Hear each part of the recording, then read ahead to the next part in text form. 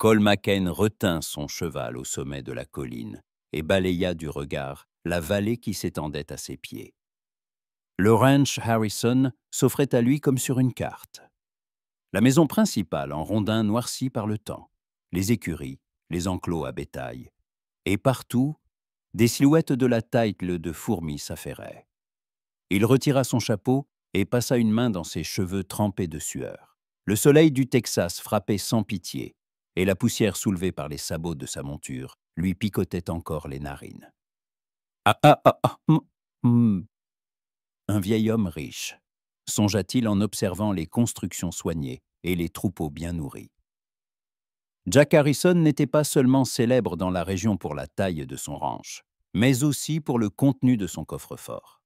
On disait que l'année passée, la vente de son bétail lui avait rapporté plus que ce que certaines banques gardaient dans leurs chambres fortes. Et le plus alléchant, c'est que tout cet argent se trouvait ici même, dans la maison, car la banque la plus proche était à 2 jours de cheval, et le vieil homme ne faisait confiance à personne d'autre qu'à lui-même. Cole eut un sourire en coin et remit son chapeau. Il avait passé 3 semaines à étudier les lieux, à discuter avec les habitants dans les saloons des villes voisines, à se renseigner sur les habitudes du propriétaire et l'emploi du temps des ouvriers. Le plan était simple et fiable.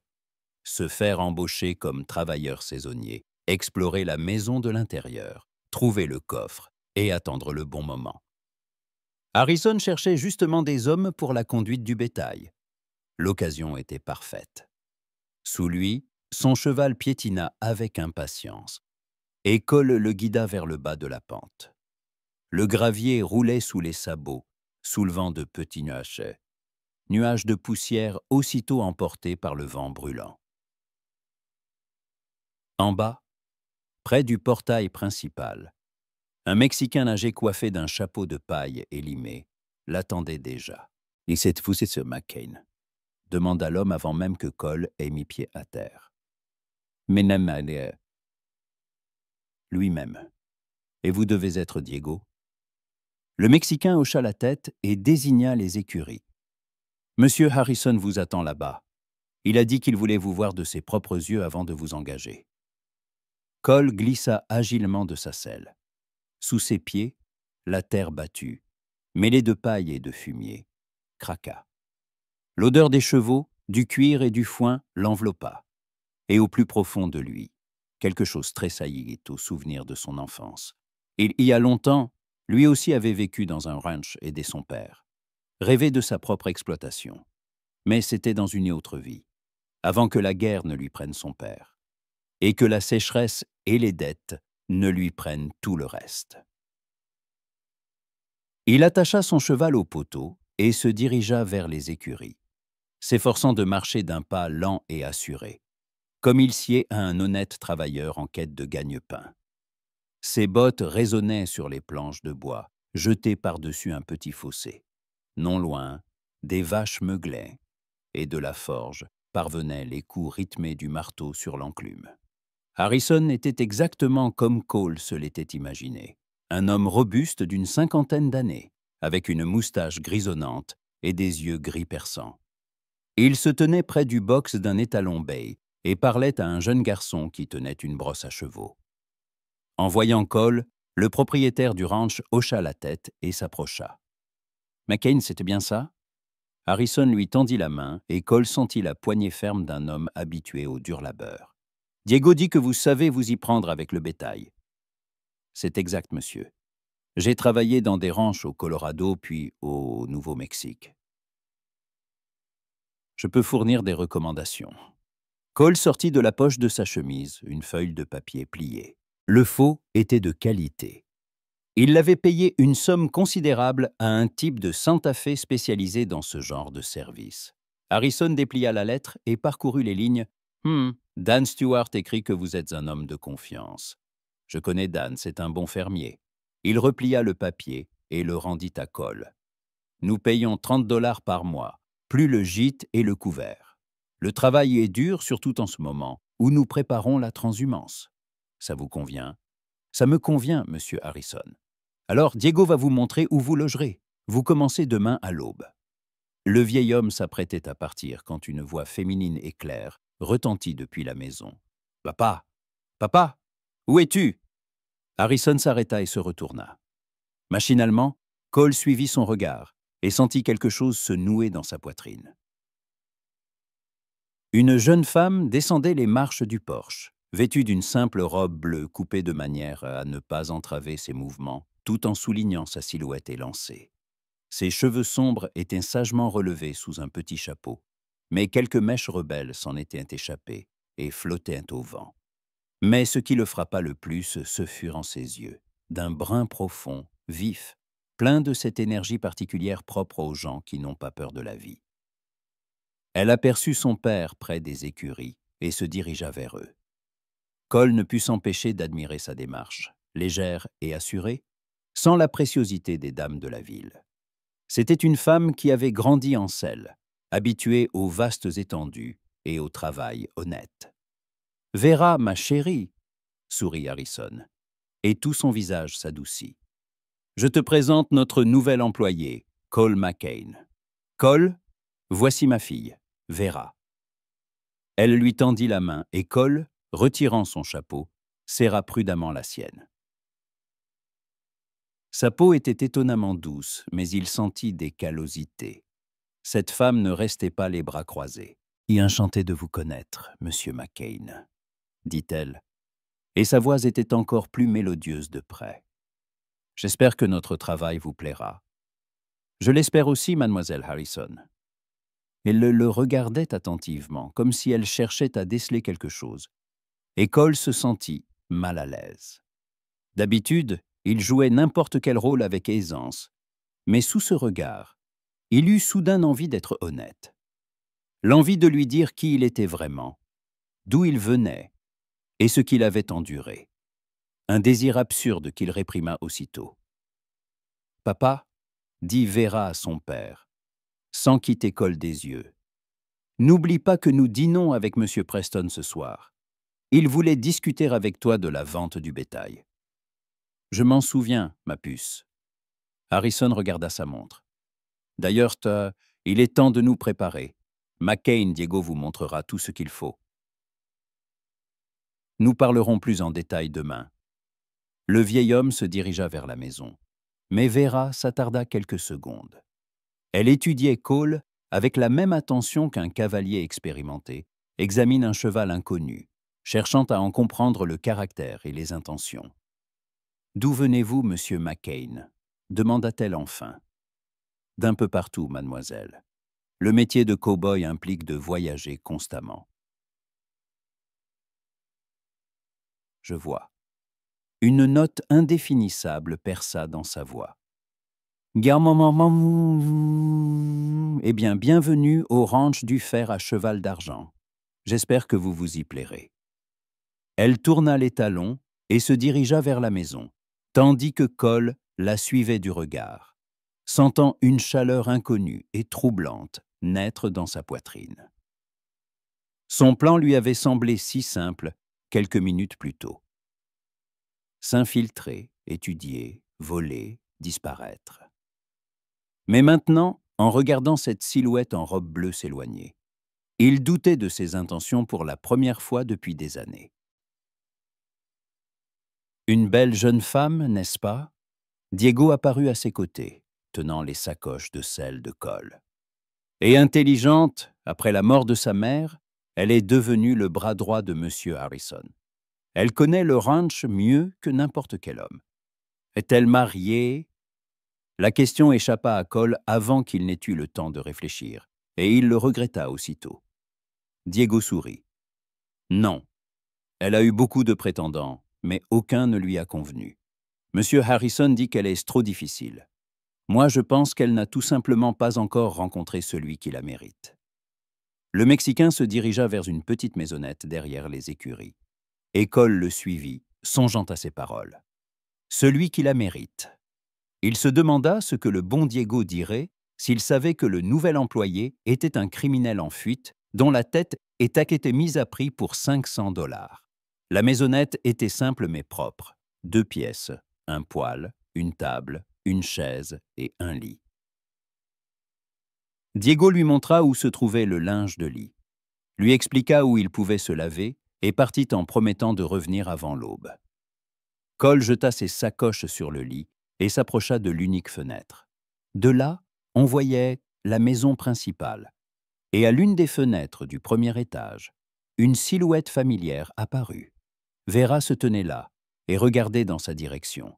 Quand leurs regards se croisèrent, elle ne se détourna pas comme l'aurait fait n'importe quelle jeune fille convenable, mais continua de le fixer quelques secondes avant de s'éloigner de la fenêtre. Cole recula de sa propre fenêtre et s'assit sur le bord du lit. Dans la poche de son gilet se trouvait une photographie écornée, la seule chose qui lui restait de sa vie d'avant. Il la sortit et regarda le portrait d'une jeune femme en robe blanche, Elisabeth, sa fiancée, qui aurait dû devenir sa femme si la guerre, la mort et tout ce qu'il avait transformé de fermier en bandit n'était pas arrivé. Mais à cet instant, en tenant cette photo, il ne pensait curieusement pas à Elisabeth, mais aux yeux bruns de Vera Harrison et à la façon dont elle lui avait tendu la main, et au fait que demain, il devrait commencer à jouer un rôle qui, à chaque minute, lui semblait de plus en plus difficile. Dehors, le soleil se couchait, peignant le ciel de teintes rouges et dorées. Au loin, un coyote hurla, et ce son résonna aux oreilles de Cole comme un avertissement. Il rangea la photo dans sa poche et s'allongea tout habillé sur le lit. Demain, un nouveau jeu commencerait, et il devait être prêt à le jouer jusqu'au bout, même si l'enjeu n'était plus seulement l'argent d'un autre, mais aussi son propre cœur. La nuit tomba sur le ranch, apportant avec elle la fraîcheur et les bruits du désert. Et Cole McCain resta éveillé, les yeux fixés sur le plafond, essayant de comprendre ce qui était arrivé à son plan, si clair et si bien pensé. Et pourquoi une seule rencontre avec une femme en robe bleue l'avait fait douter de tout ce en quoi il avait cru ces 5 dernières années. Au ranch, l'aube arrivait avec le chant des coqs et le meuglement des vaches réclamant la traite. Cole se réveilla avant que Diego ne frappât sa porte. Il avait déjà eu le temps de se laver à l'eau froide du puits et de préparer ses vêtements de travail. Le sommeil ne lui était venu que par bribes durant la nuit. Chaque fois qu'il commençait à sombrer, l'image des yeux bruns de Vera Harrison surgissait devant lui. « Bonjour, amigo », dit Diego en passant la tête par la porte au moment où Cole bouclait son ceinturon. « Prêt pour le travail. Prêt. » Cole enfila son gilet et sortit, l'air matinal encore empreint de la fraîcheur de la nuit. Diego le conduisit aux écuries, lui expliquant en chemin le programme de la journée. D'abord, on nourrit les chevaux, puis on nettoie les lèche-bottes. Après le petit déjeuner, on ira vérifier la clôture ouest. Hier, José y a vu des poteaux cassés. Et pour le déjeuner, M. Harrison veut qu'on ramène le troupeau du pâturage d'éloigné plus près de la maison. Cole hochait la tête, écoutant attentivement, mais une partie de son esprit était occupée à étudier le terrain. La maison principale se dressait au centre, entourée de bâtiments de ferme. Ses fenêtres offraient une vue sur tout le ranch, ce qui compliquait toute action discrète. Il remarqua cependant que du côté de la cuisine, il y avait une petite véranda et à côté, un vieil arbre dont les branches touchaient là presque le toit. Dans l'écurie, ils furent accueillis par des hennissements et des bruits de sabots. Cole se mit au travail avec une aisance familière. Quoi qu'il ait fait ces dernières années, ses compétences avec les chevaux n'avaient pas disparu. Il versa l'avoine dans les mangeoires, vérifia les abreuvoirs et commença à nettoyer les boxes, travaillant rapidement et méthodiquement. « On voit que vous n'avez pas menti sur votre expérience », remarqua Diego avec approbation en observant Cole maîtriser habilement un étalon rétif. « Celui-là ne se laisse approcher par personne, sauf par mademoiselle Vera. Chaque cheval a son caractère. » Répondit Cole en caressant l'encolure de l'animal. « Il suffit de trouver la bonne approche. » Comme avec les gens, fit une voix familière depuis l'entrée de l'écurie. Cole se retourna et vit Vera. Aujourd'hui, elle portait un pantalon et une chemise pratique, Ses cheveux étaient tressés en une natte, et elle tenait une selle à la main. Elle était encore plus séduisante qu'hier. Cette tenue avait quelque chose de naturel et d'honnête qui lui allait mieux que n'importe quelle robe élégante. « Bonjour, mademoiselle Harrison », la salua-t-il, sentant à nouveau cette étrange agitation dans sa poitrine. « Bonjour, monsieur Macken, je vois que Bourrasque vous a accepté. » Elle fit un signe de tête en direction de l'étalon.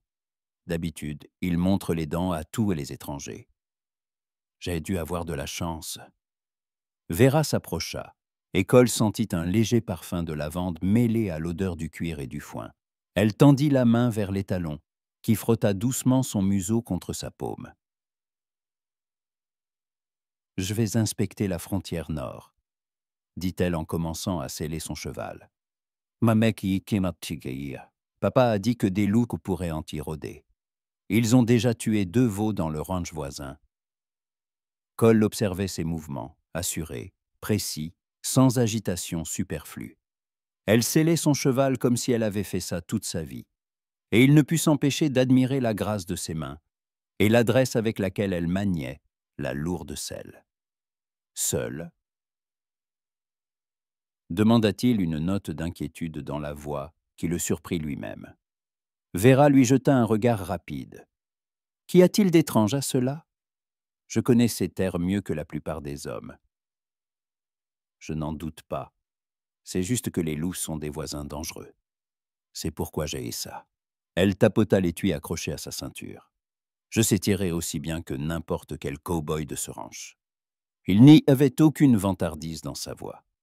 Seulement la confiance tranquille d'une personne qui connaissait sa propre valeur. Cole la crut sans hésiter. « Diego, » dit-elle en se tournant vers le Mexicain, « veillez à ce que M. Macken s'installe bien. Je serai de retour pour le déjeuner. » Elle fit sortir l'étalon du box et sauta en selle avec aisance. Un instant, leurs regards se croisèrent, et Cole vit dans ses yeux quelque chose qui ressemblait à de la curiosité mêlée de prudence. Comme si elle aussi essayait de comprendre ce qui se cachait derrière son calme apparent. « Bonne chance, mademoiselle Harrison, » dit-il. « Merci, monsieur Macken. » Elle y éperonna son cheval et sortit de l'écurie. Cole la suivit du regard, sentant un vide étrange dans sa poitrine. Diego sourit. Une belle jeune femme et une bonne cavalière. Mais ne vous faites pas d'idées, amigo. Mademoiselle Vera a des exigences élevées, et elle n'est pas du genre à se laisser séduire par des rencontres fortuites. « Je suis ici pour travailler, pas pour courtiser, » répondit Cole. Mais ces mots sonnèrent moins convaincants qu'il ne l'aurait souhaité. Le reste de la matinée se passa à travailler. Ils réparèrent la clôture à la frontière ouest, où plusieurs poteaux ont effectivement cassé, soit par le vent, soit par le bétail agité. Cole travaillait avec concentration, mais une partie de son attention était consacrée à l'étude des lieux. Il mémorisait l'emplacement des bâtiments, les sentiers menant à la maison et les endroits où il pourrait se cacher en cas de besoin. Au petit déjeuner, dans le réfectoire commun, il fit la connaissance des autres employés. Une compagnie hétéroclite de jeunes cow-boys, de bergers expérimentés et de quelques travailleurs saisonniers comme lui. Tous parlaient avec respect de Harrison et de sa fille, ce qui compliquait quelque peu la tâche de Cole. Il est beaucoup plus facile de voler des maîtres cruels que des gens sincèrement respectés. Après le petit déjeuner, Diego le conduisit au pâturage éloigné où paissait un petit troupeau. En chemin, ils rencontrèrent Harrison lui-même, qui montait à cheval en compagnie d'un autre homme, grand, bien habillé, avec une moustache soigneusement taillée et un air suffisant. McCain l'appela le propriétaire du ranch. « Comment ça va? Diego vous forme bien? »« Oui, monsieur, merci. »« Parfait. » Harrison se tourna vers son compagnon. « Charles, je vous présente notre nouvel employé, Cole McCain. Cole, voici monsieur Preston, le propriétaire du ranch voisin. » Preston jaugea Cole d'un regard et hocha légèrement la tête. Ses yeux trahissaient que le mépris que les riches éprouvent souvent pour les travailleurs salariés. Cole répondit par un signe de tête similaire, notant mentalement les vêtements coûteux de l'inconnu et ses boutons de manchette en or. « Jack, Nous devons y aller, dit Preston, ne souhaitant manifestement pas perdre son temps à faire connaissance avec un simple cow-boy. J'ai rendez-vous à la banque dans 2 heures. Bien sûr, Charles. McCain, on se voit ce soir. Ils poursuivirent leur chemin et Diego secoua la tête. Je n'aime pas ce Preston. Il vient un peu trop souvent par ici ces derniers temps. Pour affaires, s'enquit prudemment Cole. C'est ce qu'il dit. Mais j'ai vu comment il regarde mademoiselle Vera, et ça ne me plaît pas. Quelque chose de désagréable piqua Cole à la poitrine à ces mots. Il imagina ce dandy prétentieux courtisan Vera, et sentit une colère inexplicable. Et qu'en pense mademoiselle Harrison? Elle est polie avec lui, comme avec tous les invités de son père. Mais j'ai remarqué que quand il vient, elle se trouve toujours du travail loin de la maison. Ils arrivèrent au pâturage, où une centaine de têtes de bétail paissaient. Le travail s'annonçait ardu. Il fallait rassembler les bêtes dispersées et les ramener plus près du ranch. Cole se mit en selle et se lança, savourant la sensation familière d'unité avec son cheval et les grands espaces. Tout en travaillant, il ne cessait de penser à son plan pour la soirée. Ce soir, Harrison dînait avec Preston, ce qui signifiait que le propriétaire serait occupé. Il devait trouver un moyen d'entrer dans la maison et de jeter un œil, de déterminer où pouvait se trouver le coffre-fort. Mais ses pensées revenaient sans cesse à Vera. Où était-elle maintenant? Était-elle revenue de la frontière nord? Que ferait-elle ce soir? Le soleil approchait de son zénith quand ils eurent fini de rassembler le bétail. Cole essuya la sueur de son front et dirigea son cheval vers la maison, anticipant le déjeuner et la possibilité de voir Vera. Il s'en voulut aussitôt. Il ne devait pas penser à elle de cette façon. Elle n'était qu'un obstacle à ses plans, rien de plus. Mais quand il la vit dans le réfectoire, assise à une table avec une assiette de soupe, son cœur accéléra traîtreusement son rythme. Elle s'était changée pour une simple robe verte, et ses cheveux étaient maintenant lâchés, tombant en vagues douces sur ses épaules. Le remarquant, elle sourit. « Monsieur McCain, comment s'est passée la matinée? Diego ne vous a pas épuisé au travail. Tout va bien, mademoiselle Harrison. Et comment ça se passe à la frontière nord? Avez-vous trouvé des traces de loups? » Malheureusement, oui. Son visage s'assombrit. Il va falloir organiser une chasse. Je ne peux pas les laisser faire la loi sur nos terres, en toute impunité. Cole s'assit à une table voisine et commença à manger, observant discrètement Vera. Elle mangeait lentement, visiblement perdue dans ses pensées, et lui jetait de temps en temps des regards songeurs. « Monsieur McCain, dit-elle enfin, parlez-moi de vous. D'où êtes-vous originaire? Qu'est-ce que ce qui vous amène dans notre région? » La question était naturelle, mais Cole sentit une tension. Il avait préparé une haleine histoire à l'avance, mais sous ce regard attentif, mentir était particulièrement difficile. Je suis né dans le Missouri, dans une petite ferme. Après la guerre, je me suis retrouvé sans famille. J'ai dû chercher du travail où je pouvais. Ces dernières années, je vais de ranch en ranch. Je travaille là où on m'embauche. Vous n'aviez pas de famille? Une note de compassion perça dans sa voix. J'avais une fiancée, mais la guerre a changé beaucoup de choses. C'était la vérité, et cela sonna donc de manière convaincante. Vera hocha la tête avec compréhension. La guerre a pris à beaucoup de gens ce qu'ils avaient de plus cher. Nous avons perdu notre mère quand j'étais toute petite. Pas à cause de la guerre, mais d'une maladie. Mais la douleur de la perte est la même. Une ombre de tristesse passa dans ses yeux. Et Cole ressentit un désir aigu de la réconforter, de lui dire quelque chose de gentil. Mais au lieu de cela, il se contenta de hocher la tête. « Je suis désolé pour votre perte, mademoiselle Harrison. Merci. Mais la vie continue, n'est-ce pas? Il faut aller de l'avant, construire quelque chose de nouveau. » « C'est vrai, acquiesça-t-il, et ces mots résonnèrent douloureusement quelque part au fond de son âme. Ils finirent point de manger en silence. Mais ce n'était pas le silence gêné de deux inconnus. mais quelque chose de plus profond, comme s'ils se comprenaient sans mots. Quand Vera se leva de table, Cole se leva également. « Mademoiselle Harrison, si vous avez besoin d'aide avec les loups, je suis prêt à me joindre à la chasse. » Elle s'arrêta et le regarda attentivement. Cela pourrait être dangereux. Les loups de cette région ne sont pas du genre craintif. Je ne suis pas du genre craintif non plus.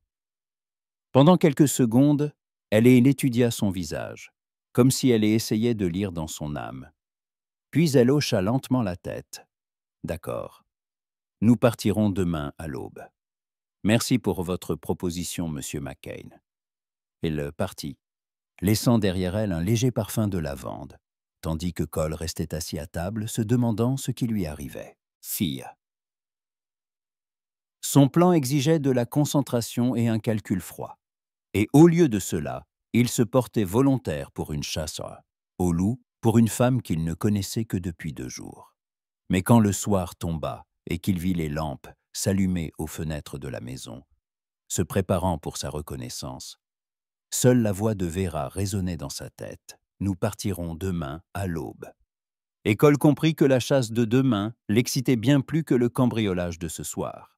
Cole attendit que les lumières du dîner s'allument dans la maison principale et quitta discrètement sa chambre.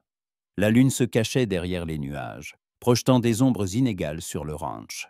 Il se déplaçait sans bruit, utilisant les compétences acquises au cours d'années de vie dangereuse, glissant d'un bâtiment à l'autre comme un fantôme.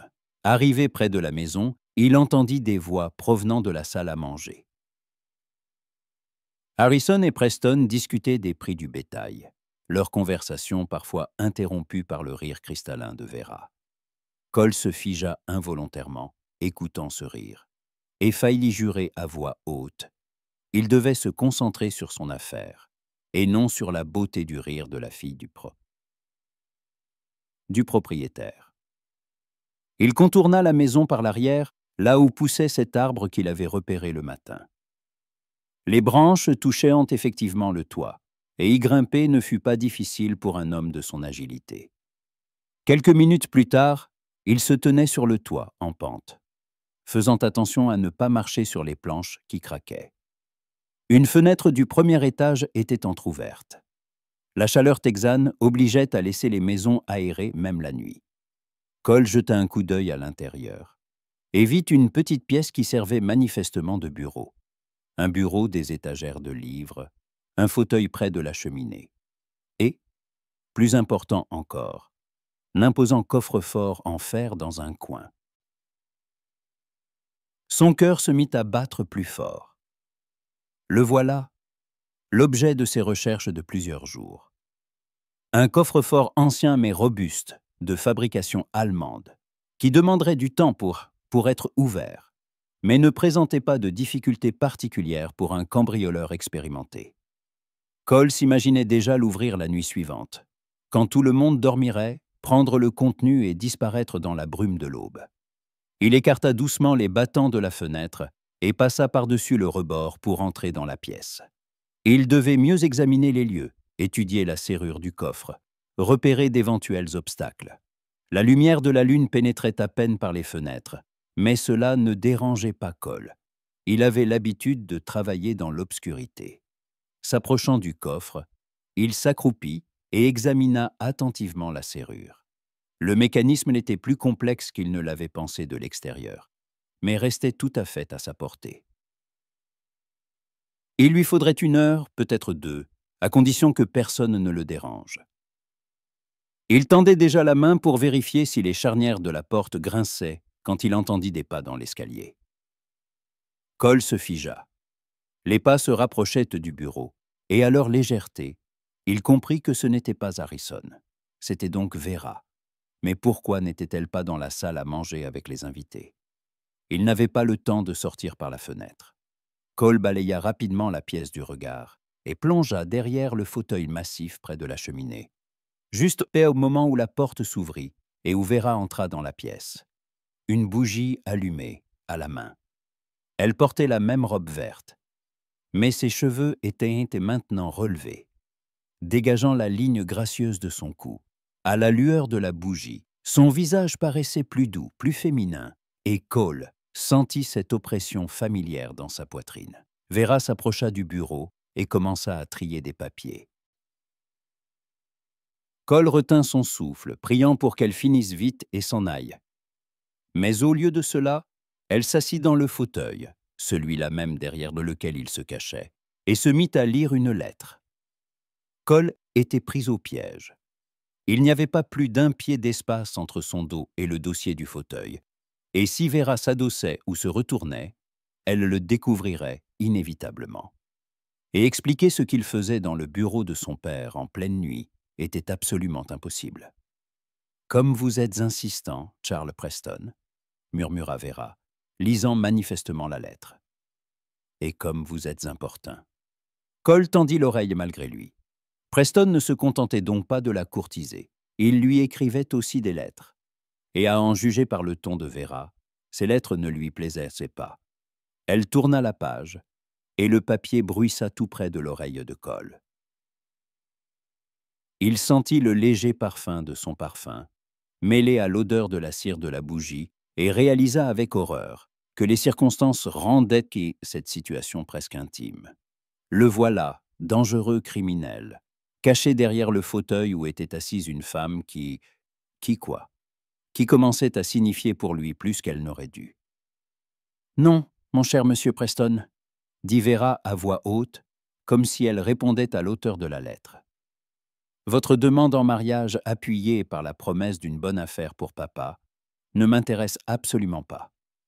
Je ne suis pas une marchandise à échanger. » Cole ressentit un étrange soulagement.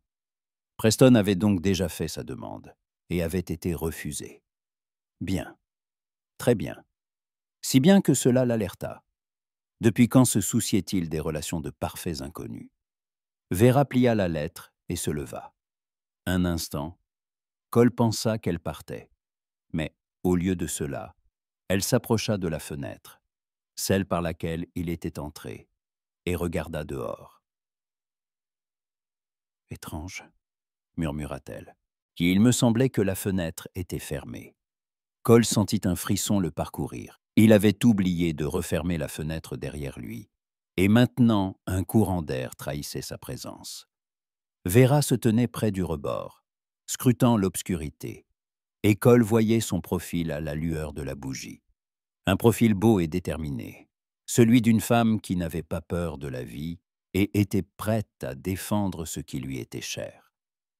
Pendant quelques longues secondes, elle resta immobile, puis elle ferma la fenêtre et tira les rideaux.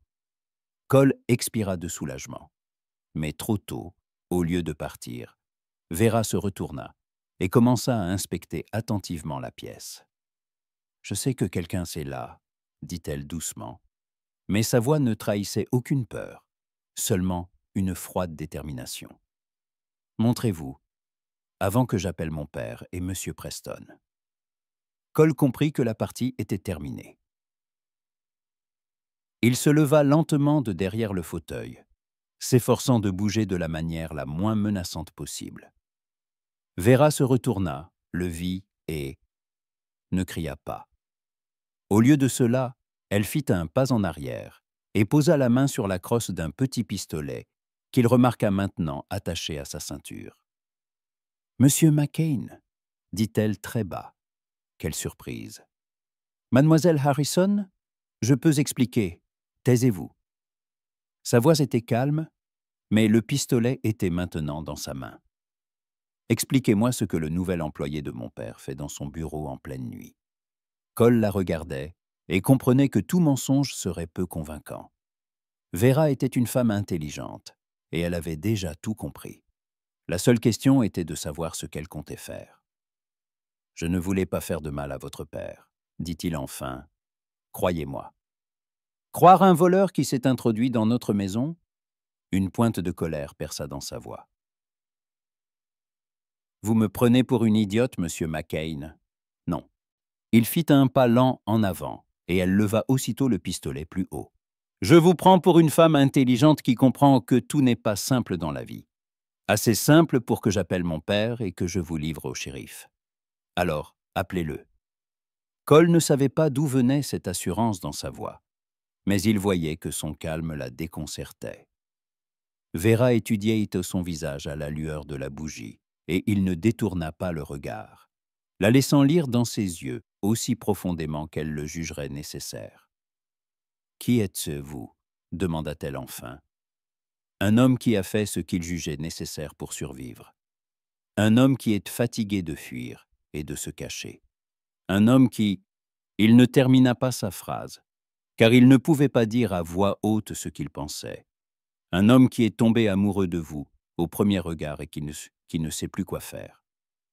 Un homme qui quoi? Le pistolet dans sa main trembla légèrement.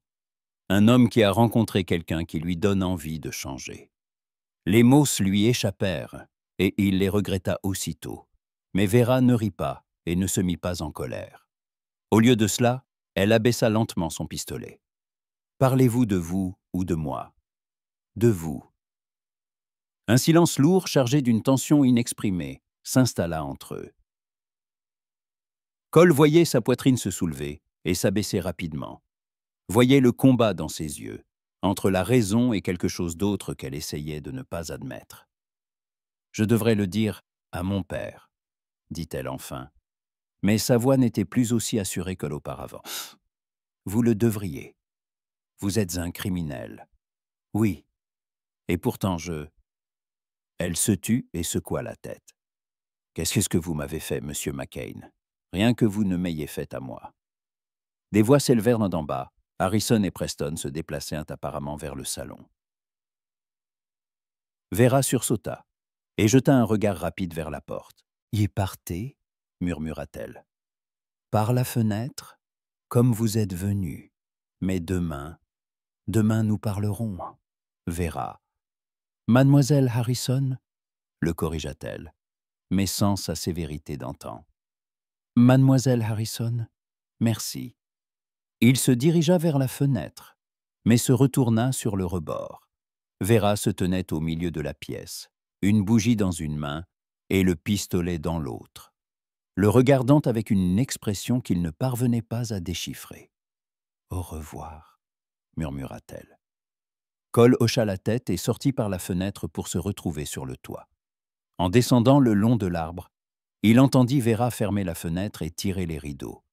Puis il entendit ses pas. Elle descendait l'escalier pour rejoindre les invités, comme si de rien n'était. Arrivé dans sa chambre, Cole s'assit sur le bord de son lit et fixa le sol. Son plan avait échoué, mais ce n'était pas le pire. Le pire, c'est qu'il était heureux de cet échec. Le pire, c'est que la femme qui devait être sa victime l'avait surpris en flagrant délit et l'avait laissé partir. Et le pire de tout, c'est que demain, ils iraient au chasser les loups, et ils ne savaient pas ce qui serait le plus difficile. La regarder dans les yeux ou prétendre que rien ne s'était passé entre eux.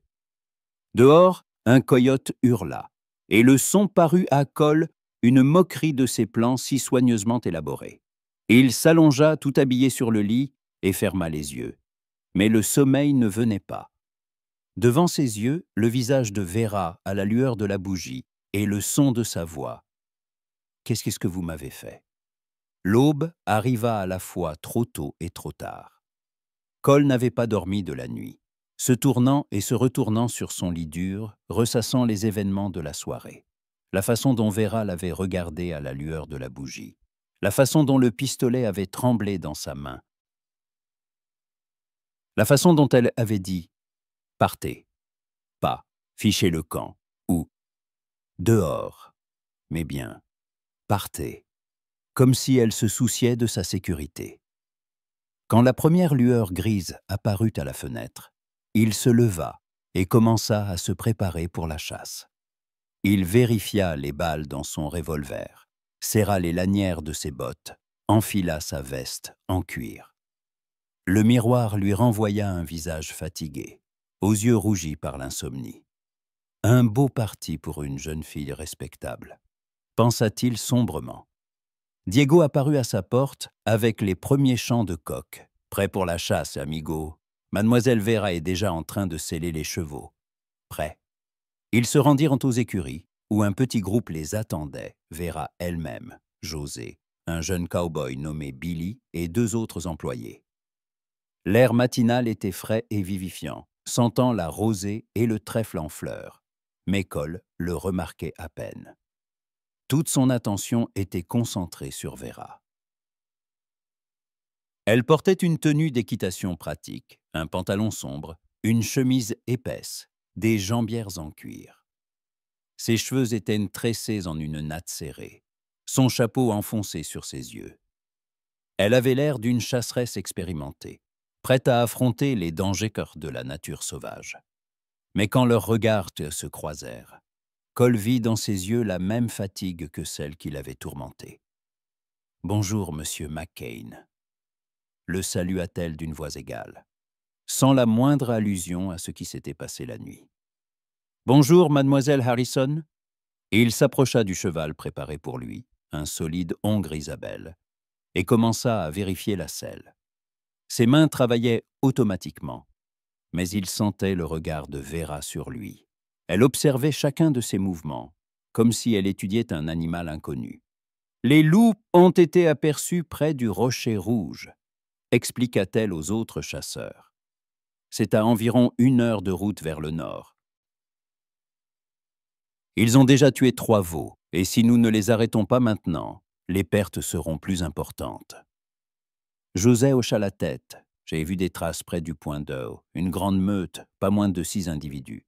Et parmi eux, il y a un vieux loup dominant. Ses empreintes sont plus grandes que les autres. »« Alors, nous serons prudents, » dit Vera. « N'oubliez pas que nous chassons des prédateurs qui n'ont pas peur des hommes.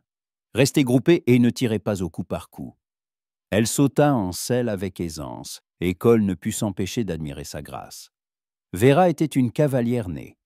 Son cheval obéissait à chacun de ses mouvements, à chacun de ses gestes. Ils quittèrent en leur ranch alors que le soleil venait à peine de se lever. La fraîcheur matinale était agréable. Mais Cole savait que vers midi, le soleil texan transformerait cette expédition en une épreuve. Pour l'instant, il savourait le bruit rythmé des sabots et la façon dont la lumière du matin jouait sur les cheveux de Vera, qui s'échappaient de sous son chapeau. Ils chevauchèrent en silence pendant la première demi-heure. Puis Vera pressa son cheval pour se mettre à la hauteur de Cole. Les autres étaient restés à quelques dizaines de mètres en arrière. Et elle en profita pour parler à voix basse. « J'ai pensé toute la nuit à ce qui s'est passé. Et à quelle conclusion êtes-vous arrivé ? À celle que je ne me comprends ni moi-même, ni vous. » Elle lui jeta un regard rapide. « Pourquoi n'avez-vous pas fui la nuit dernière ? Vous aviez l'occasion de disparaître avant que je ne donne l'alerte. » Cole réfléchit à la réponse. Lui-même ne comprenait pas entièrement ce qui l'avait arrêté. « J'en ai probablement eu assez de fuir. » « De quoi fuyez-vous, monsieur McCain ? Du passé, de ce que je suis devenu, de... » Il ne termina pas, mais Vera comprit sans qu'il ait besoin de mots. Ils chevauchèrent encore un peu en silence, puis elle demanda « Et qu'est-il arrivé à votre fiancée, celle que vous avez mentionnée ?» La question était inattendue et douloureuse. Cole sentit un spasme familier dans sa poitrine. « Elle est morte de la fièvre pendant que j'étais à la guerre. Quand je suis revenu, il ne restait rien de ma vie d'avant. La ferme avait été vendue pour dette. Ma fiancée n'était plus là, et mon avenir non plus. Et vous êtes devenu ce que vous êtes. Je suis devenu ce que les circonstances m'ont forcé à être. » Vera hocha la tête avec compréhension. La guerre a changé beaucoup de gens, mais tous ne sont pas devenus des criminels.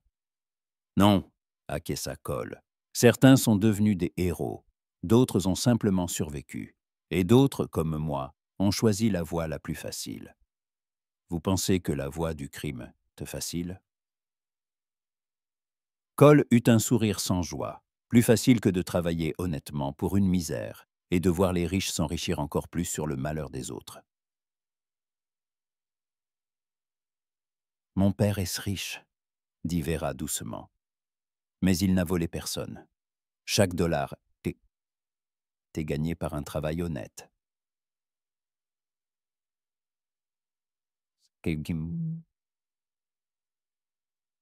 Collet la regarda. C'est pourquoi il m'était si difficile de mener à bien mon projet. Ils atteignirent le sommet d'une colline, et la vue s'ouvrit sur une vallée aux rochers rougeâtres qui lui donnaient son nom. Quelque part là-bas, parmi les pierres et les buissons, les loups les attendaient. « Monsieur McCain, » dit Vera en arrêtant son cheval, « après que nous nous serons occupés des loups, partirez-vous » La question resta en suspens entre ceux.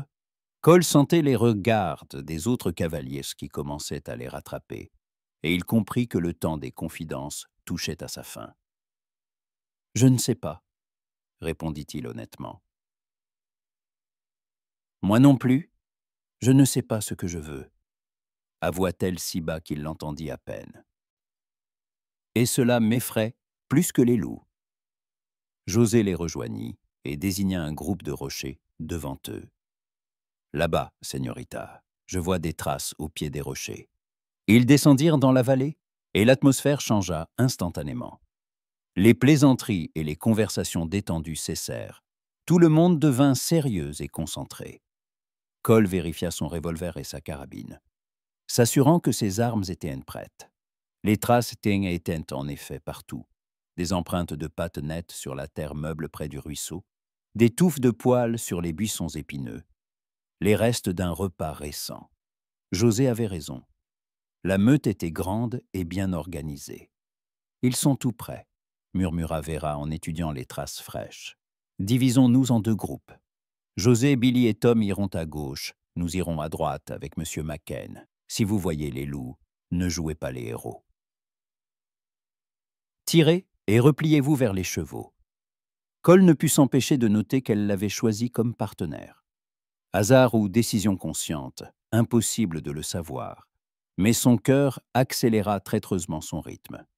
Ils attachèrent leurs chevaux à de petits arbres et s'avancèrent à pied parmi les rochers. Cole marchait légèrement en retrait, admirant la démarche assurée et silencieuse de Vera. Elle connaissait ces lieux comme sa poche et s'y sentait dans son élément. Ils virent le premier loup après une demi-heure de recherche. Une ombre grise fila entre les pierres, et Vera se figea instantanément, levant la main. Cole s'approcha prudemment et vit un grand mâle qui se tenait sur un promontoire rocheux, inspectant attentivement la vallée. Un animal magnifique et puissant, aux yeux jaunes intelligents.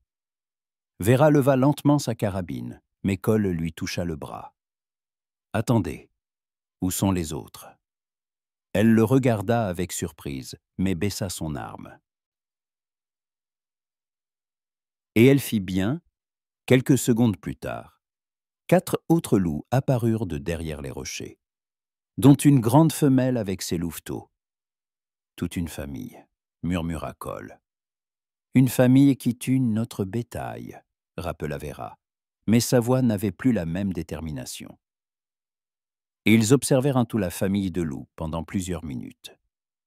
Les adultes étaient sur leur garde, mais les louveteaux jouaient entre eux, et il y avait quelque chose de touchant et de paisible dans cette scène. « Je ne peux pas, » dit soudain Vera. « Je ne peux pas tirer sur des petits. »« Alors ne tirez pas. » Elle se tourna vers lui. « Mais ils attaquent le bétail, parce que les hommes ont envahi leur territoire, parce qu'ils n'ont pas le choix. » Cole regarda la famille de loups. C'est un sentiment que je connais.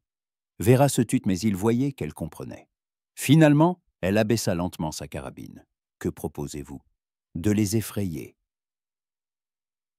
De les forcer à s'éloigner du ranch, mais sans les tuer. José ne comprendra pas, les autres non plus.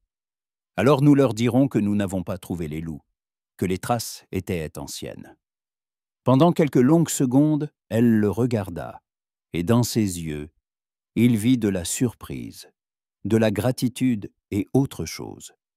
Quelque chose qui faisait battre son cœur plus vite. « D'accord, » dit-elle enfin. « Essayons de les effrayer. » Cole ramassa une pierre et la lança loin des loups pour ne pas les atteindre, mais pour faire du bruit. Les bêtes se mirent instantanément sur leur garde, et quand Vera tira en l'air, elles s'enfuirent, emmenant les louveteaux avec elles. Ils ont compris, dit Cole en regardant la meute disparaître parmi les rochers. « Ils ne reviendront plus ici. »« Comment le savez-vous ? Parce que j'ai moi-même été une bête traquée, et je sais quand il vaut mieux battre en retraite que de se battre. » Ils retournèrent aux chevaux, où les autres chasseurs les attendaient. José écouta avec déception le récit selon lequel les traces étaient anciennes et que les loups étaient déjà partis loin vers le nord. « Dommage, dit-il.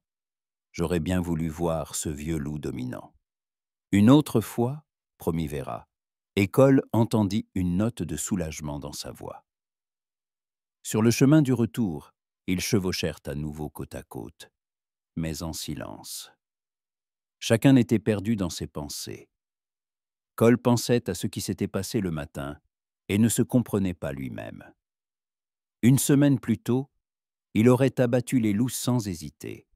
Que lui importaient non les bêtes sauvages quand ses plans étaient en jeu, mais aujourd'hui, en regardant Vera, il n'avait pas pu se résoudre à faire du mal, même à des animaux. « Qu'est-ce que tu m'as fait ?» pensait-il en la regardant furtivement sous les rayons du soleil de l'après-midi. Et Vera pensait à la même chose, mais en sens inverse. Cet homme était un voleur, un criminel venu dérober son père. Mais c'est lui qui l'avait convaincu d'épargner la famille de loups. C'est lui qui parlait d'honneur et de pardon, alors qu'il était lui-même hors la loi. Qui était-il vraiment? Quand ils arrivèrent au ranch, le soleil déclinait déjà. Cole aida Vera à descendre de cheval, et un instant, leurs mains se touchèrent. Une décharge électrique passa entre eux, et tous deux retirèrent vivement leurs mains. « Monsieur McCain, dit-elle, alors que les autres s'étaient dispersés. Merci pour aujourd'hui. Pourquoi? Pour m'avoir aidé à rester humaine. » Elle tourna les talons et se dirigea vers la maison, laissant Cole debout près de l'écurie, le cœur battant, comprenant que son ancienne vie était terminée. Définitivement et irrévocablement. Les jours suivants s'écoulèrent comme du miel, lentement, doucement, et laissant un arrière-goût d'impossible. Cole travaillait avec une ardeur redoublée, comme pour tenter d'expier ses intentions par un labeur honnête. Il réparait les clôtures sous un soleil de plomb, gardait le bétail dans les enclos éloignés, aidait à la forge, et chaque soir, il s'effondrait sur son lit, épuisé mais étrangement apaisé. Vera apparaissait à ses côtés plus souvent que les circonstances ne l'exigeaient. Tantôt pour vérifier l'avancement des travaux de la clôture, tantôt pour apporter de l'eau fraîche aux ouvriers, tantôt pour simplement passer à cheval sur son étalon bailli, lui lançant un bref salut. Mais chaque fois que leurs regards se croisaient, une étincelle de compréhension passait entre eux, de plus en plus difficile à ignorer. Le soir du 4e jour après la chasse alléguée au loup, Cole était assis sur le porche de sa maisonnette, réparant une vieille bride, à la lueur d'une lampe à pétrole. Le travail était méditatif. Ses mains exécutaient des gestes familiers, tandis que ses pensées vagabondaient. Il pensait à son enfance, à la ferme de son père, à une époque où la vie semblait simple et claire. « Puis-je m'asseoir » Cole leva la tête et vit Vera. Elle se tenait au pied des marches du porche, vêtue d'une simple robe blanche, et la lumière de la lune lui donnait l'apparence d'une vision. Elle tenait 2 tasses de café fumant. « Bien sûr, mademoiselle Harrison. » Il posa la bride et prit la tasse qu'elle lui tendait. Vera s'assit à côté de lui, laissant une distance convenable entre eux, mais Cole sentit néanmoins la chaleur de sa présence. « Quelle belle nuit !» dit-elle en regardant le ciel parsemé d'étoiles. « Oui, on ne voit pas un ciel comme celui-ci dans les villes. »« La vie en ville vous manque ?» Cole sourit. « Je ne peux pas dire que la vie dans les villes ait été particulièrement agréable. C'était surtout des saloons, des maisons de jeu et des quartiers peu recommandables. Et n'y avait-il rien de bon ?» Il réfléchit en buvant son café chaud. Il était excellent, fort, avec une légère amertume et un arôme qui rappelait le confort d'un foyer. Il y avait la liberté, la possibilité d'être qui l'on veut, pas ce que les autres pensent de vous. En ville, personne ne connaît votre passé. Et ici, il la regarda. Ici, pour la première fois depuis des années, je veux qu'on me connaisse pour ce que je suis vraiment. Vera baissa les yeux vers sa tasse. Et qui êtes-vous vraiment, monsieur McCain? Je ne sais pas.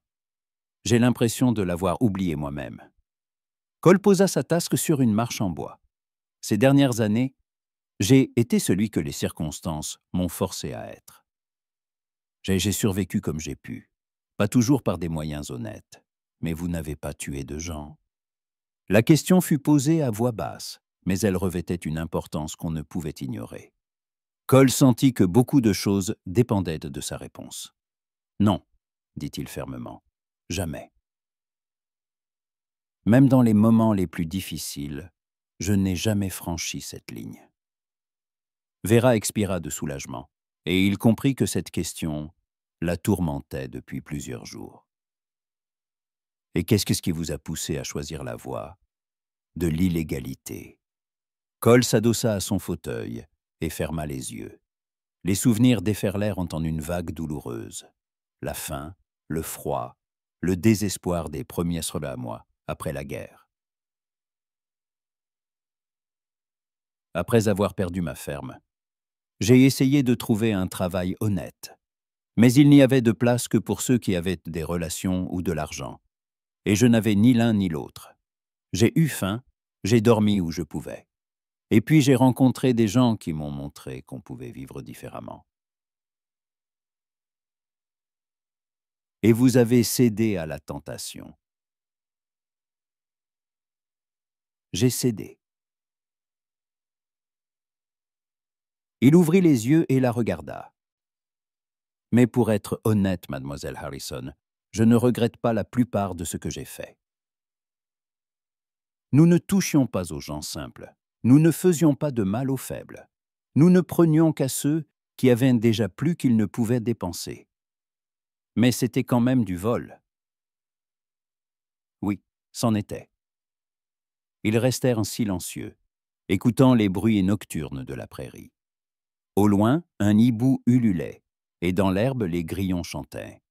Des sons paisibles et apaisants qui rendaient leur conversation encore plus intime.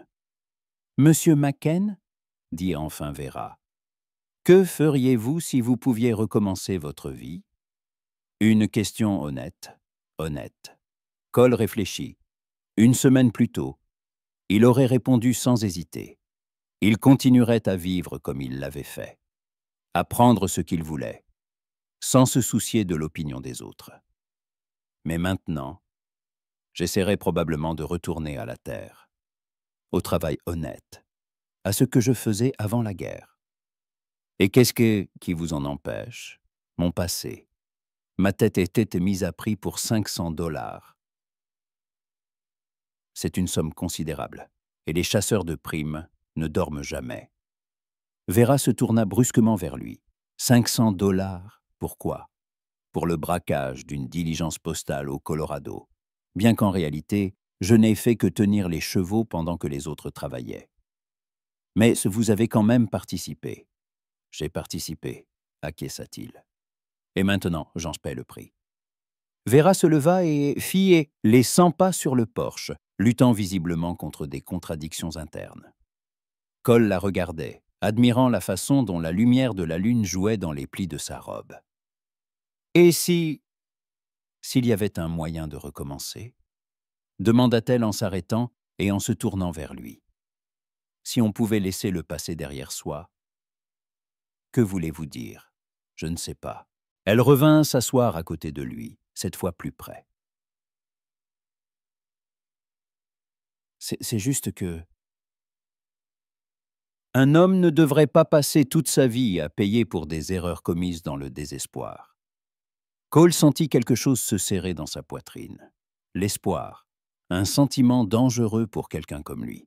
« Mademoiselle Harrison, Vera, » murmura-t-elle. « Quand nous sommes seuls, appelez-moi Vera.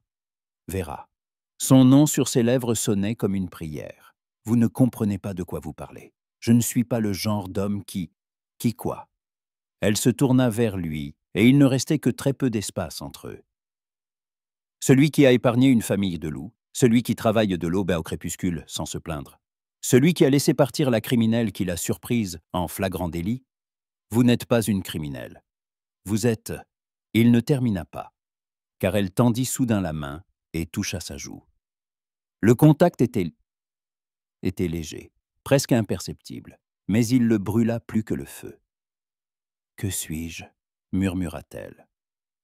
« Vous êtes tout ce que je ne mérite pas, tout ce dont j'ai rêvé, mais que je n'ai jamais espéré obtenir. » La distance entre eux se réduisit à quelques centimètres. Cole voyait des étincelles dorées dans ses yeux bruns, sentait la chaleur de son souffle, percevait le léger parfum de lavande. Un instant de plus et il l'aurait embrassée, oubliant tout le reste. Mais à ce moment, la voix de Harrison retentit de la maison. « Vera, Vera, où es-tu » Elle sursauta et s'écarta, comme si elle se réveillait d'un rêve.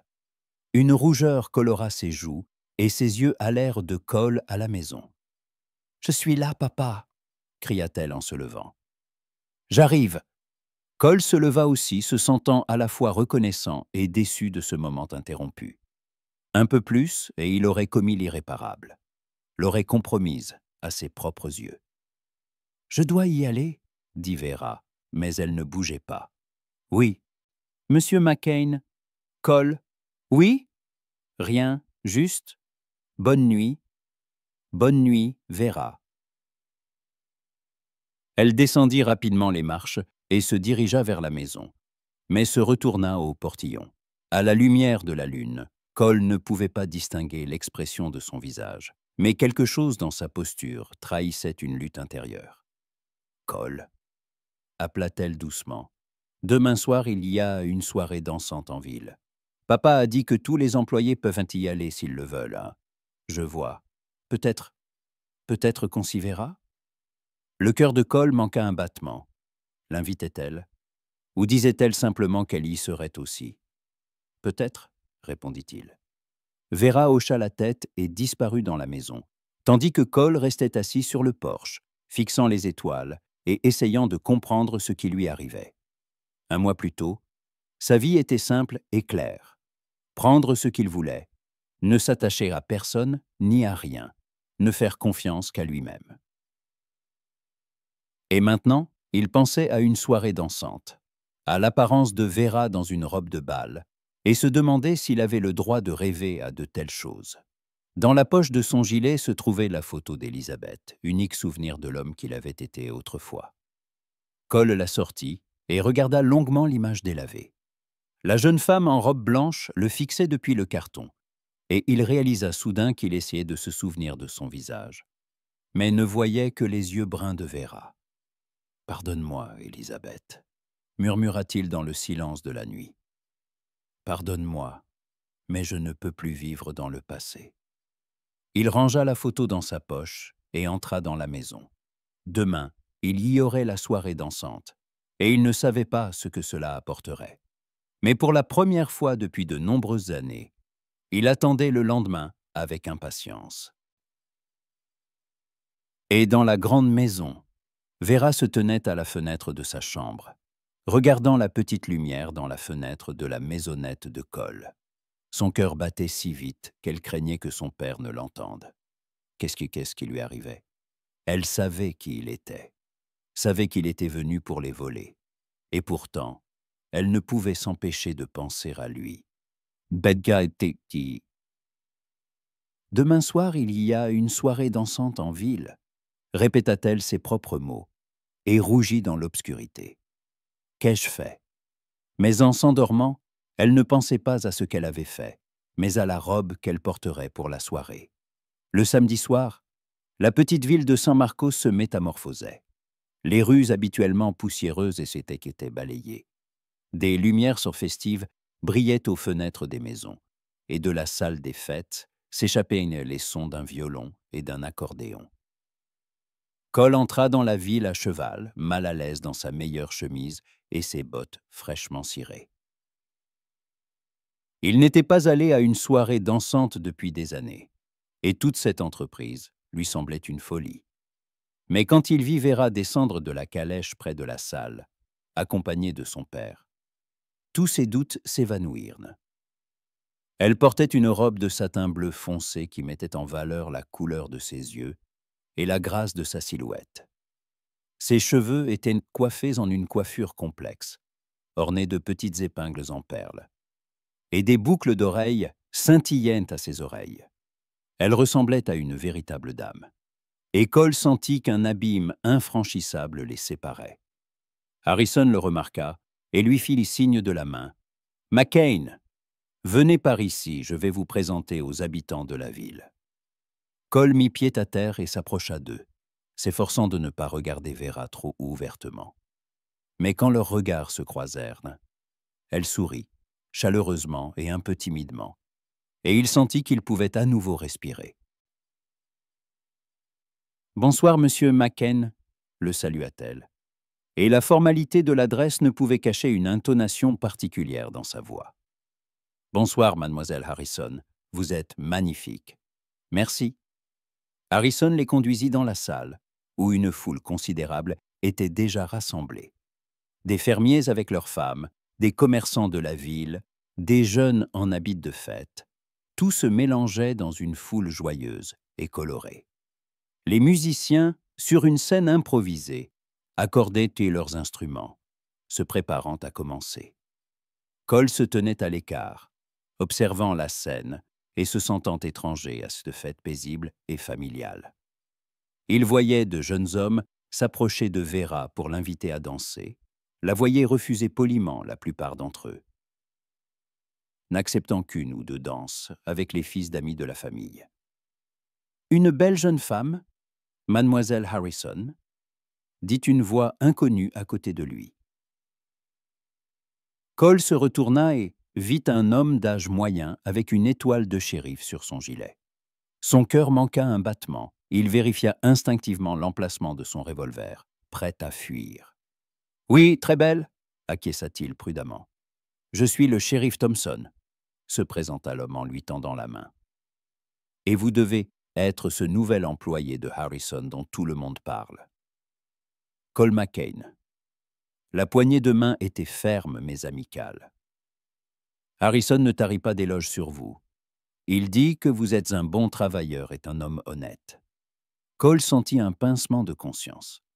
Si le shérif savait qui se tenait devant lui, « J'essaie de ne pas décevoir M. Harrison. » C'est bien. Thompson balaya la salle du regard. « Nous avons une ville tranquille ici, M. McCain, et j'aimerais qu'elle le reste. » Il n'y avait pas de menace dans ses paroles, mais Cole entendit clairement l'avertissement. Il hocha la tête. « Je comprends, shérif. » La musique commença et les couples se dirigèrent vers la piste de danse. Cole observait les couples tourbillonner et ressentait une envie aiguë d'inviter Vera. Mais il n'avait pas dansé depuis des années et ce n'était pas sa place d'inviter à danser la fille d'un homme respecté. « Monsieur McCain » fit une voix familière derrière lui. Il se retourna et vit Charles Preston dans un costume coûteux, avec une chaîne de montre en or. Le visage du riche voisin était aimable, mais ses yeux étaient effrois. « Monsieur Preston, une soirée magnifique, n'est-ce pas? Et quelle musique !» Preston marqua une pause, étudiant Cole. « J'ai entendu dire que vous travaillez pour Jack depuis plusieurs semaines. Comment trouvez-vous notre région? Elle me plaît. Merveilleux. Mais je crains que ce ne soit qu'un travail saisonnier, n'est-ce pas? La transhumance sera bientôt terminée et Jack n'aura plus besoin d'autant de bras. » Cole comprit l'allusion. Preston lui faisait comprendre que son séjour ici était temporaire et qu'il ne devait pas faire de plan à long terme. « Nous verrons, » répondit calmement Cole. « Bien sûr, nous verrons. » Preston sourit froidement. « À propos, cela vous dérange si j'invite mademoiselle Harrison à danser? Son père et moi avons des affaires importantes, et il serait bon d'entretenir des relations amicales. » Cole serra les dents. Officiellement, il n'avait pas le droit de s'y opposer. Il était un employé, et Preston était l'égal des Harrison. Mais voir ce paon prétentieux tournoyer avec Vera, c'est à mademoiselle Harrison de décider, dit-il, évidemment. Preston se dirigea vers Vera, qui se tenait près de son père, discutant avec la femme du médecin local. Cole le regarda s'incliner galamment, dire quelque chose à Harrison, puis inviter Vera à danser. Elle hésita quelques secondes, jeta un regard rapide en direction de Cole, puis accepta l'invitation. Les regarder danser était une torture. Preston était un bon danseur. Il menait Vera avec assurance et grâce, et elle souriait et entretenait la conversation. Le couple parfait, un riche propriétaire terrien, et la belle-fille de son voisin fermier. Tout le monde dans la salle devait penser qu'ils étaient faits l'un pour l'autre. Un beau couple, dit quelqu'un à côté de lui, confirmant les suppositions de Cole. Preston la courtise depuis 1 an, qui, ajouta une autre voix. On dit que Harrison ne serait pas contre un tel gendre. Cole se détourna des danseurs et se dirigea vers la sortie. Il avait besoin d'air frais et de réfléchir à sa place dans ce monde. Mais près de la porte, une voix familière l'interpella. « Monsieur McCain, où allez-vous » Cole se retourna et vit Diego avec sa femme et ses enfants. Le Mexicain portait une chemise blanche de fête et avait de l'air heureux. « Juste prendre l'air, Diego. N'importe quoi. Une soirée comme ça, une musique pareille. Il faut danser. » Diego le poussa vers la salle. « Invitez quelqu'un à danser. » « Je ne sais pas danser. »« Sotis. Tout homme sait danser quand il a la bonne partenaire. » À ce moment, la musique s'arrêta et les danseurs commencèrent à se disperser. Preston raccompagna galamment Vera à son père, mais resta à ses côtés, poursuivant manifestement la conversation. Cole vit que Vera l'écoutait poliment, mais sans grand intérêt, son regard parcourant de temps en temps la salle. « Invitez-la, » dit doucement Diego. Le pire qui puisse arriver, c'est qu'elle refuse. Diego, je suis un employé, et elle, c'est une femme, et vous êtes un homme. Le reste n'a pas d'importance. La musique reprit, une valse lente, et Cole sentit que quelque chose se décidait en lui. Il traversa la salle, essayant de ne pas penser à ce qu'il faisait, et s'arrêta près de Vera.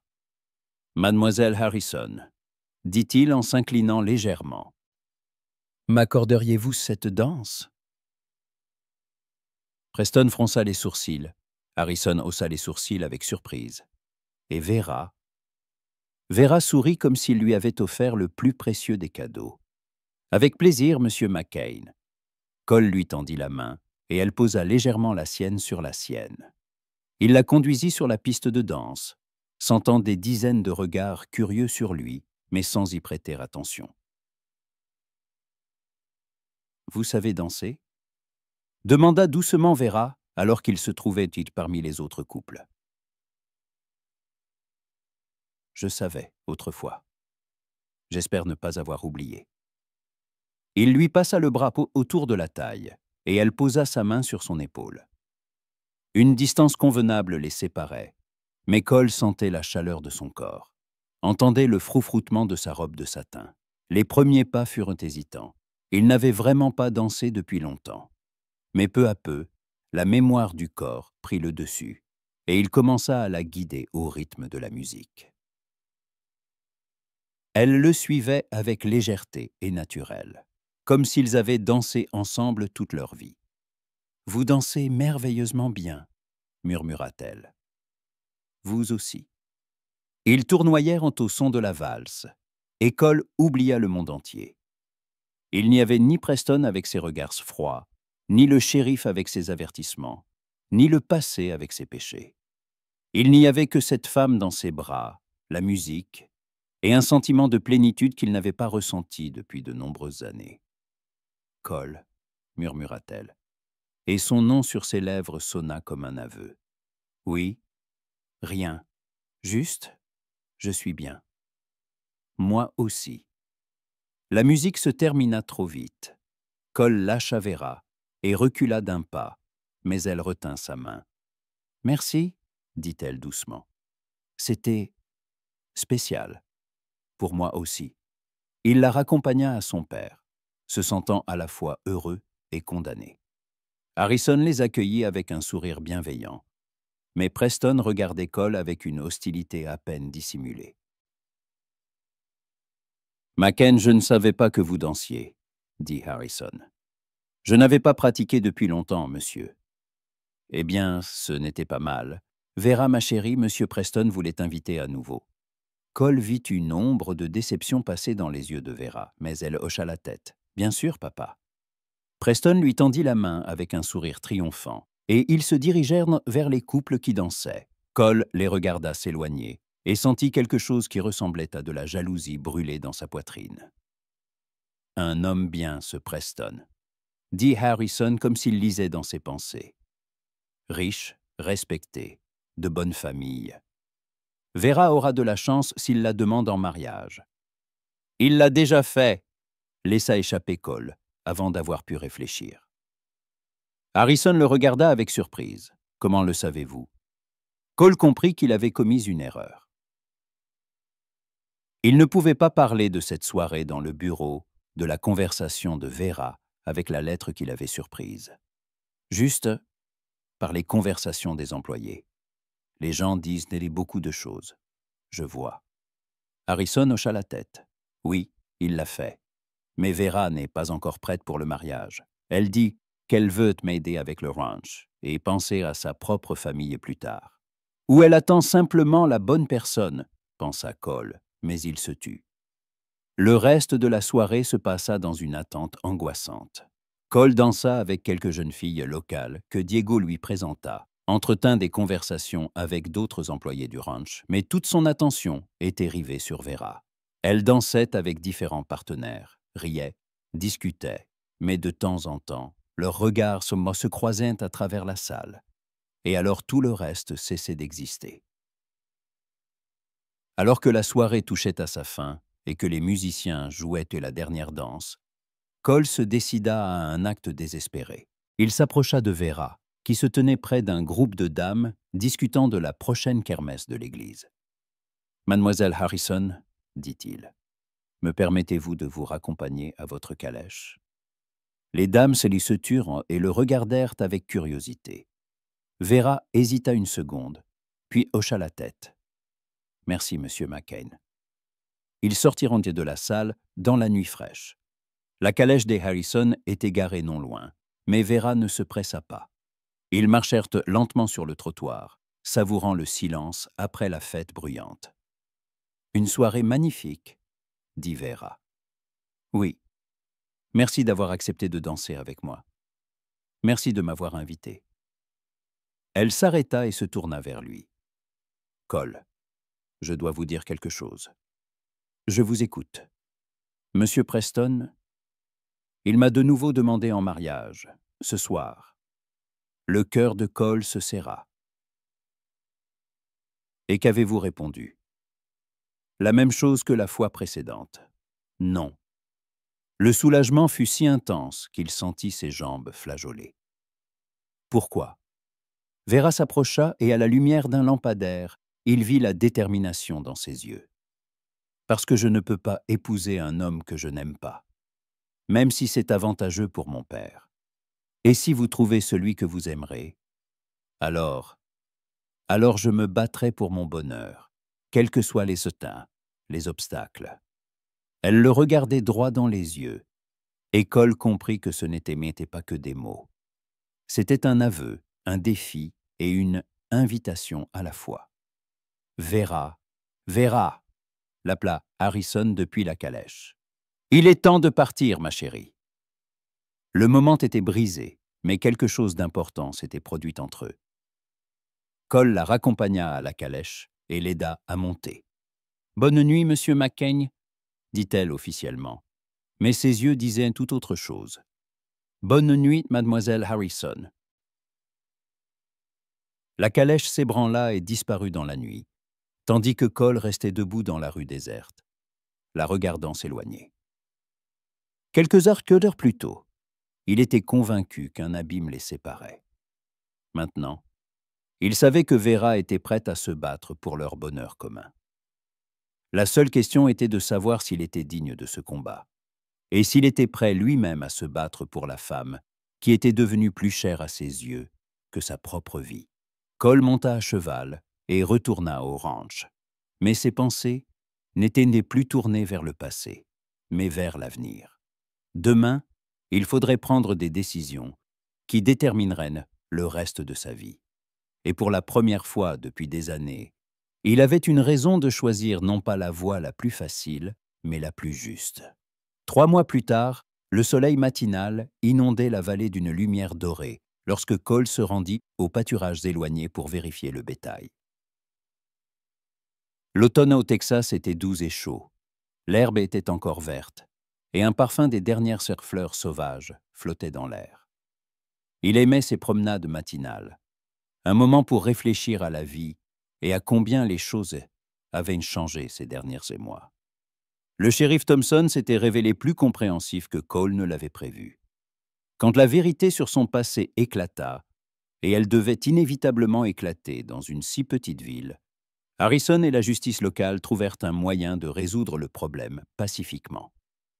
Cole se rendit volontairement aux autorités, remboursa intégralement les dommages du vol de la diligence et accepta des travaux d'intérêt général au lieu de la prison. Il s'avéra qu'un homme prêt à répondre honnêtement de ses erreurs inspirait plus de respect qu'un criminel en fuite. Preston tenta d'utiliser cette information pour discréditer Cole aux yeux de Harrison, mais il se trompa. Le vieux fermier appréciait l'honnêteté et la volonté de réparer ses erreurs plus qu'une réputation sans tache. On ne juge pas un homme sur ce qu'il a fait dans le passé, mais sur ce qu'il est prêt à faire à l'avenir, dit-il à Preston, qui ne remit plus jamais les pieds au ranch. Cole arrêta son cheval près d'un ruisseau et mit pied à terre pour le laisser boire. Dans la poche de son gilet se trouvait une lettre qu'il avait reçue la veille de la banque d'Austin. L'argent économisé grâce à un travail honnête, plus un petit prêt, lui avait permis d'acheter un lopin de terre abandonné dans la vallée voisine. Une petite exploitation qu'il pourrait transformer en une ferme prospère, avec suffisamment d'efforts. Le bruit de sabots le fit se retourner. Vera arrivait au galop sur son étalon favori. Elle portait une simple robe de travail, les cheveux tressés, mais pour Cole, elle restait la plus belle femme du monde. « Papa m'a dit que je te trouverais ici, » dit-elle en descendant de cheval. « Tu as l'air d'avoir pris une décision importante. » « C'est le cas. » Cole sortit la lettre de sa poche. « La vente du terrain dans la vallée de San Gabriel a été approuvée. Si je verse un acompte avant la fin de la semaine, la terre sera à moi. » Vera prit la lettre et parcourut les lignes officielles. « C'est merveilleux, Cole. Tu réalises ton rêve. » « Oui, mais... » Il hésita, cherchant ses mots. « Une ferme, c'est beaucoup de travail. Trop pour un seul homme. Tu peux engager des aides. Je peux. Ou je peux trouver un partenaire. Quelqu'un qui partagera avec moi le travail, les responsabilités et tout le reste. » Vera se figea, le regardant avec de grands yeux. Cole s'agenouilla là près du ruisseau, au milieu des fleurs sauvages et de la rosée matinale. « Vera Harrison, » dit-il, la voix tremblante d'émotion. « Je sais que je ne te mérite pas. Je sais que j'ai un passé compliqué et un avenir incertain, mais je t'aime plus que ma vie et je suis prêt à prouver chaque jour que je suis digne de ton amour. Veux-tu m'épouser ?» Il sortit de sa poche une simple bague en or, ni riche ni ornée de pierres précieuses, mais achetée avec de l'argent honnêtement gagné. Vera le regardait, des larmes brillant dans ses yeux. Puis elle s'agenouilla à côté de lui, dans l'herbe, sans se soucier de sa robe. « Cole McCann, » murmura-t-elle, « tu mérites bien plus que tu ne le penses. Et oui, je veux t'épouser. Oui, oui, oui. » Il lui passa la bague au doigt, et elle scintilla sous les rayons du soleil matinal. Puis ils s'embrassèrent, là près du ruisseau, longuement et tendrement, comme pour exprimer dans ce baiser tous les sentiments accumulés pendant des mois d'attente. Quand ils se séparèrent enfin, Vera rit à travers ses larmes. « Papa sera ravi. Cela fait 1 mois qu'il me laisse entendre qu'il serait temps que tu fasses ta demande. » Maintenant qu'obtenir sa bénédiction ne sera donc pas difficile, je pense qu'il a déjà préparé son discours pour l'occasion. Ils s'assirent dans l'Ain dans l'herbe près du ruisseau, enlacés, et regardèrent Mont-la-Vallée qui serait bientôt leur foyer. Vera parlait de ses projets pour la ferme, des cultures à planter, de l'endroit où construire la maison, de l'organisation de l'exploitation. Cole l'écoutait et pensait au miracle que c'était de faire des plans, non pas pour un jour, mais pour toute une vie. Tu sais ce qui est le plus incroyable, dit-il alors qu'il s'apprêtait à retourner au ranch. Quoi? Je suis venu ici pour voler quelque chose. Et au lieu de ça, j'ai trouvé ce que je ne cherchais pas et ce dont je n'osais rêver. Et qu'as-tu trouvé? Cole porta sa main à ses lèvres et l'embrassa. Un foyer, une famille, un avenir, mon vrai moi. Vera sourit. Et moi, j'ai trouvé un homme prêt à changer toute sa vie par amour. Il me semble que nous avons tous les deux bien réussi. Ils retournèrent au ranch, main dans la main, faisant des projets pour l'avenir. Et derrière eux, emportés par le vent, volaient les graines des fleurs sauvages, pour germer quelque part et donner vie à une nouvelle beauté. 1 an plus tard, dans la ferme de la vallée de Saint-Gabriel, la première maison fut construite, petite mais confortable, avec une large véranda et un jardin planté par Vera. Et un an plus tard, des rires d'enfants résonnèrent dans cette maison. Cole McCain ne regarda plus jamais en arrière. Il avait un présent trop merveilleux et trop de projets pour l'avenir.